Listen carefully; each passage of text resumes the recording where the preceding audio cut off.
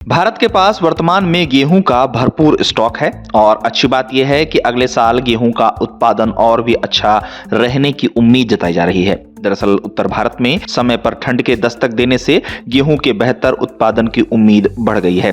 किसानों द्वारा गेहूं की बुआई रबी सीजन में तेजी से हो रही है और अब बुआई की बात की जाए तो कृषि मंत्रालय के नवीनतम आंकड़ों में 14 नवंबर तक रबी के रकबे पेश किए गए हैं, जिसके मुताबिक 14 नवंबर तक कुल बुआई का रकबा 208.19 लाख हेक्टेयर तक देश में जा पहुंचा है। पिछले साल ये 188.73 लाख हेक्टेयर था। देश में रबी फसल जैसे कि गेहूं, चना, जौ, दालें तथा मक्का जैसी प्रमुख फसलों की बुआई में अच्छी वृद्धि देखने को मिली है। खासकर गेहूं बुआई की बात की जाए तो इसकी बुआई में तेजी है, जहां आंकड़ों के मुताबिक पिछले साल की तुलना में इसमें 17% की वृद्धि है और ये फिलहाल 66.23 लाख हेक्टेयर तक जा पहुंचा है। भारत के प्रमुख गेहूं उत्पादक राज्यों जैसे कि हरियाणा, यूपी, पंजाब, राजस्थान तथा मध्य प्रदेश में गेहूं की बुआई में तेजी है। किसान जमकर इन राज्यों में गेहूं की बुआई इन दिनों कर रहे हैं। इसी बीच करनाल स्थित भारतीय गेहूं एवं जौ अनुसंधान संस्थान ने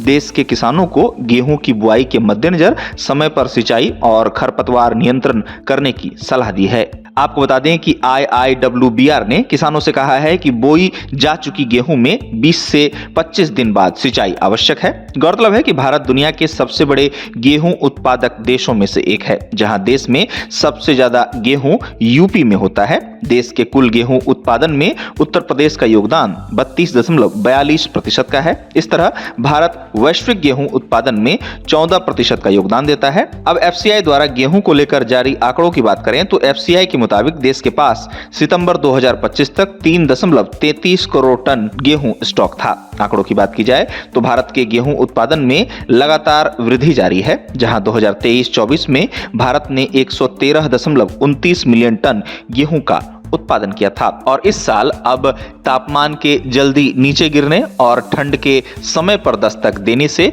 गेहूं उत्पादन और बेहतर होने की उम्मीद जताई जा रही है।